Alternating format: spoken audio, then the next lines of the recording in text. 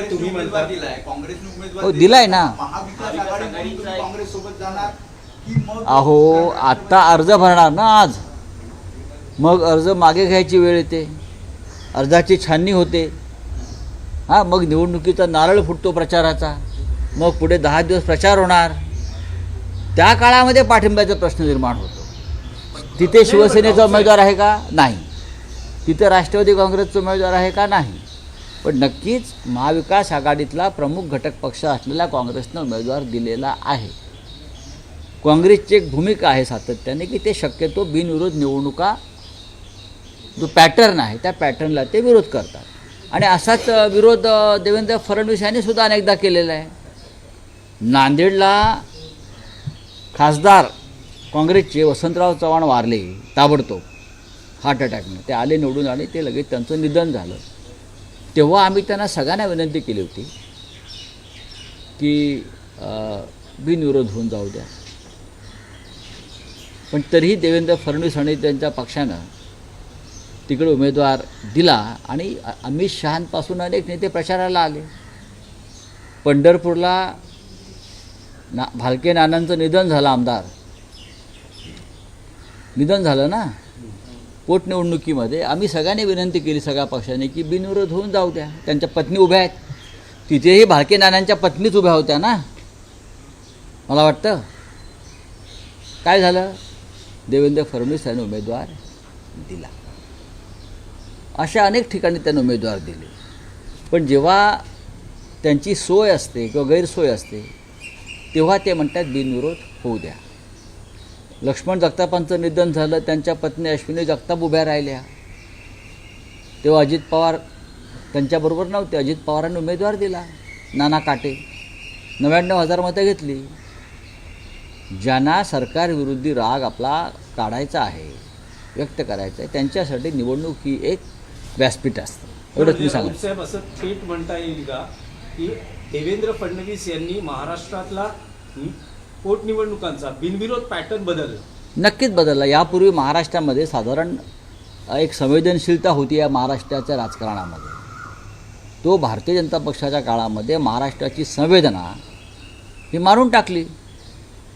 नाहीतर एकमेकांशी अशा प्रकारची नाती आम्ही सगळ्यांनीच जपली होती. पण महाराष्ट्रात देवेंद्र फडणवीस यांचं राज्य आल्यापासून आणि केंद्रामध्ये शहा मोदींचं राज्य आल्यापासून देशातली आणि महाराष्ट्रातली संवेदना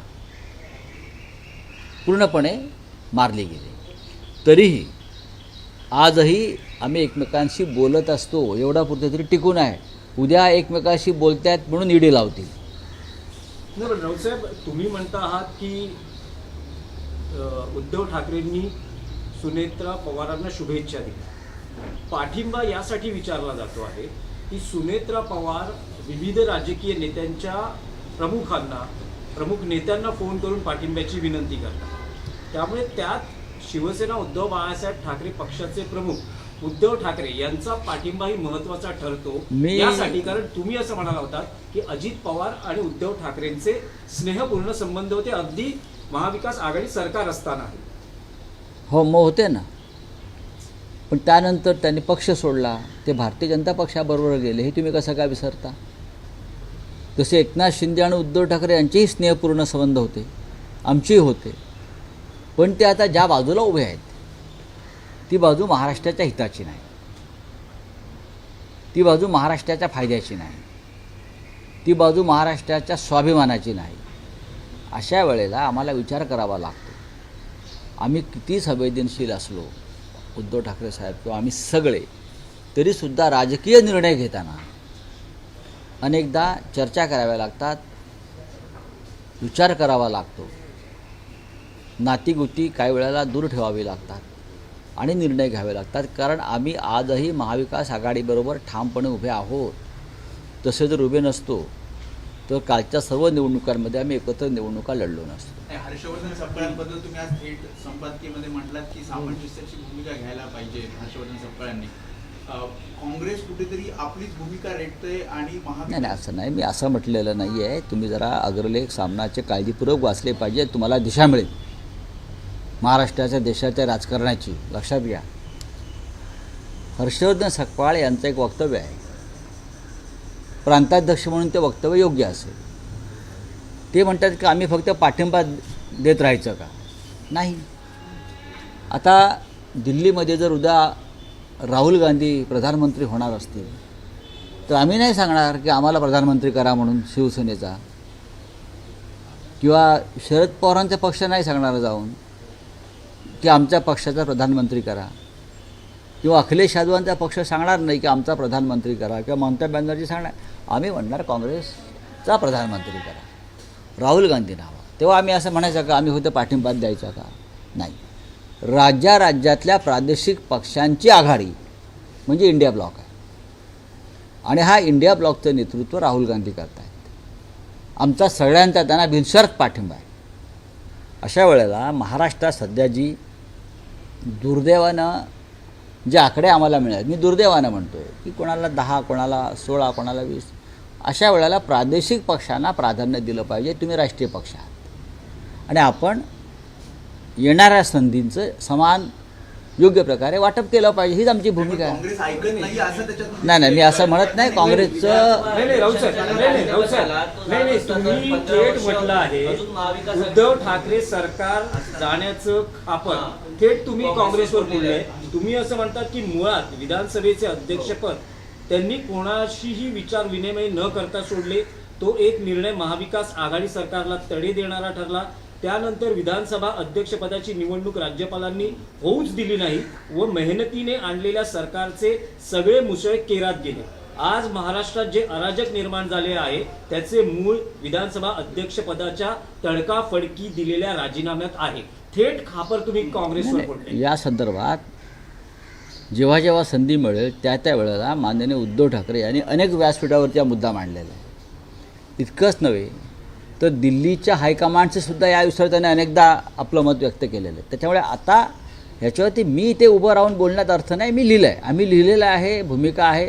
आम्ही काँग्रेसला समजून सांगत आहोत की देशावर भविष्यामध्ये जे परिवर्तन होईल त्याचं नेतृत्व तुम्हाला करायचं आहे. त्यासाठी राज्यातले जे प्रादेशिक पक्ष आहेत तुम्ही त्यांच्याशी सन्मानानं, आपुलकीनं आणि सकारात्मक दृष्टिकोन ठेवून वागायला पाहिजे. हा विषय फक्त महाराष्ट्रातला नाही आहे. हाच विषय बिहारमध्ये असू शकतो, हा तेलंगणात असेल, हा उत्तर प्रदेशमध्ये असेल, सगळ्याच राज्यामध्ये हा तामिळनाडूमध्ये असू शकतो. हा विषय प्रत्येक राज्यामध्ये तुम्हाला प्रादेशिक पक्षांशी जुळवून घ्यावं लागेल, त्यांना ताकद द्यावी लागेल आणि त्यांच्या मदतीनं तुम्हाला तुमचा आकडा वाढवावा लागेल.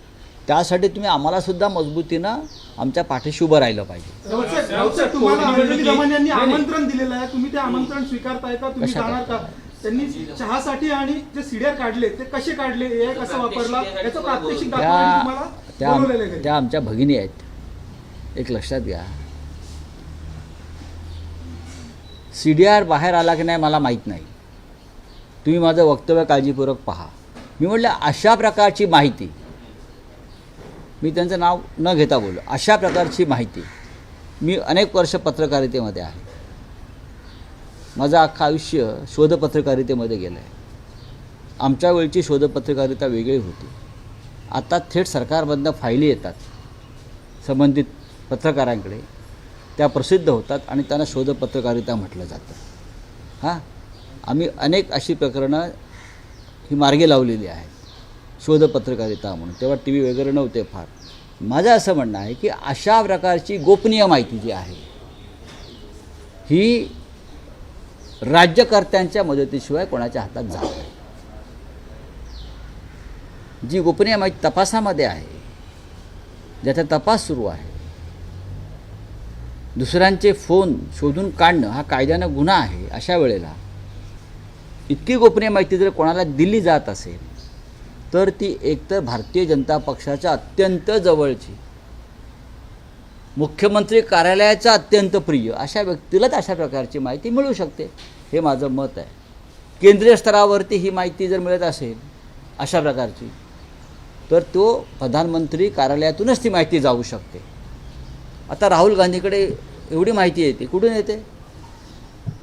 राहुल गांधी जी माहिती देत आहेत जनतेला अनेकदा, मोदींच्याही आधी, मोदी काय निर्णय घेणार आहेत ते त्यांना स्वप्न तर पडत नाही. ही माहिती देणारे शेवटी कुठेतरी प्रधानमंत्री कार्यालयाच्या संबंधात, सरकारच्या संबंधात तज्ज्ञ लोक असतात, तेच अशा प्रकारची माहिती विरोधी पक्षाला देत असतात. आता या प्रकरणामध्ये विरोधी पक्ष आहे की नाही मला माहीत नाही, पण मुख्यमंत्री कार्यालयाच्या जवळच्या व्यक्तीला ही माहिती मिळू शकते. पोटनिवडणुकांचा विषय आहे. बारामती पोटनिवडणुकीसंदर्भात तुम्ही बोललात, पण राहुरी ही एक आणखी विधानसभा पोटनिवडणूक आहे. त्यावर तुमची काय भूमिका आहे? एनसीपी शरद पवार गट ही निवडणूक लढवतो आहे. माझ्या माहितीप्रमाणे आज NCPचे उमेदवार जे आहेत ते उमेदवारी अर्ज दाखल करतील, महाविकास आघाडीचे उमेदवार म्हणून. आणि ती निवडणूक आम्ही सगळे गांभीर्यानं लढू अशी शिवसेना पक्षप्रमुखांची सुद्धा भूमिका आहे. नाही, पण प्राजक्त तनपुरे हे उमेदवार असतील की आणखी काही पर्यायांचा बघा, आता शोध घेतला त्यांचा जातोय? उमेदवार कारण मी- मध्यंतरी जयंत पाटलांनी तुमच्याशी चर्चा केली आहे. आता राष्ट्रवादी काँग्रेस पक्षाच्या उमेदवाराची घोषणा मी कशी काय करू मला सांगा. नावांबद्दल तुमच्याशी आमची काही चर्चा होत झाली असेलच. आमची भूमिका एवढीच होती की प्राजक्त तनपुरे हे एक सक्षम उमेदवार आहेत. ते जर ही निवडणूक लढले तर या निवडणुकीत रंगत येईल. निकाल काय लागेल या क्षणी मला सांगता येत नाही, पण तनपुरे असल्यावरती कदाचित ही निवडणूक आपण जिंकू. कारण त्यांचं तिकडे एक फार मोठं नेटवर्क आहे, उत्तम काम आहे, संस्था आहेत, संघटना आहे. तरीही जर कोणी सामान्य कार्यकर्ता जरी उभा राहिला महाविकास आघाडीचा, तरी आम्ही ती निवडणूक त्याच ताकदीनं लढू. स्वतः शिवसेनेकडे 3 उमेदवार होते. आम्ही ती निवडणूक लढायला तयार होतो. जर राष्ट्रवादी काँग्रेस लढणार नसती तर माननीय उद्धव ठाकरे यांनी त्यास मान्यता दिली होती.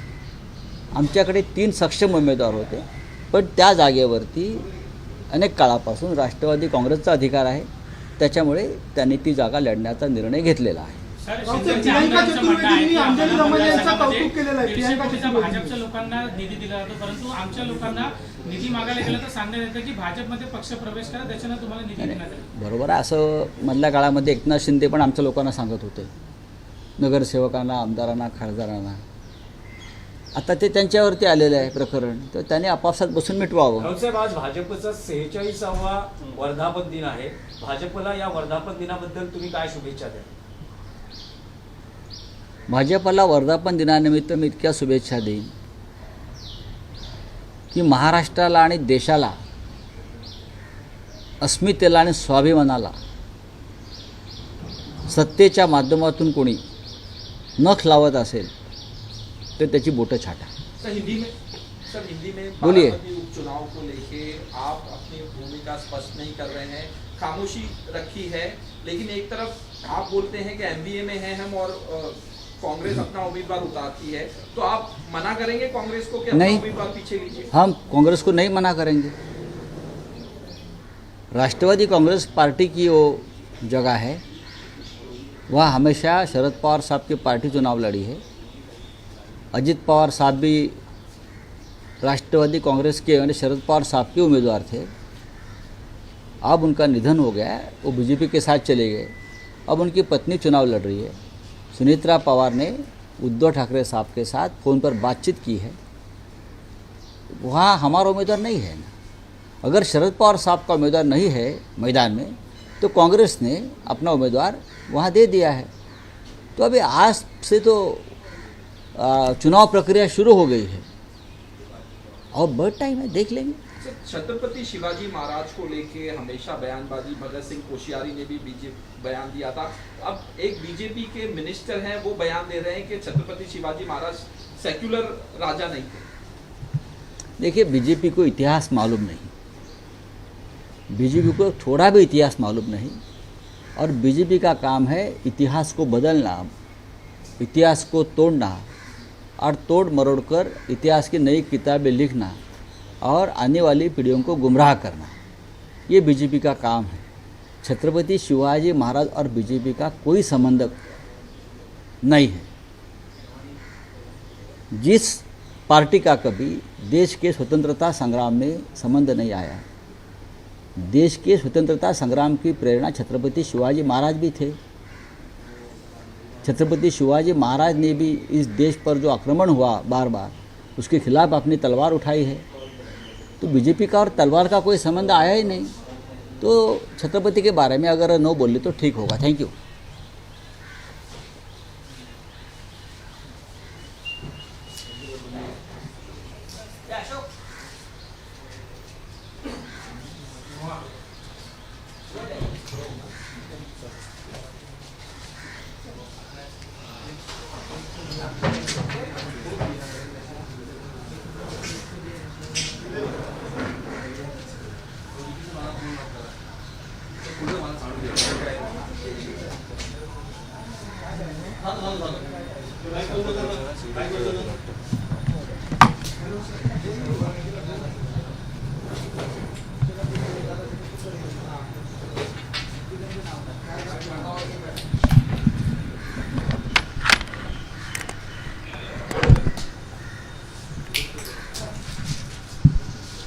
काढलं का?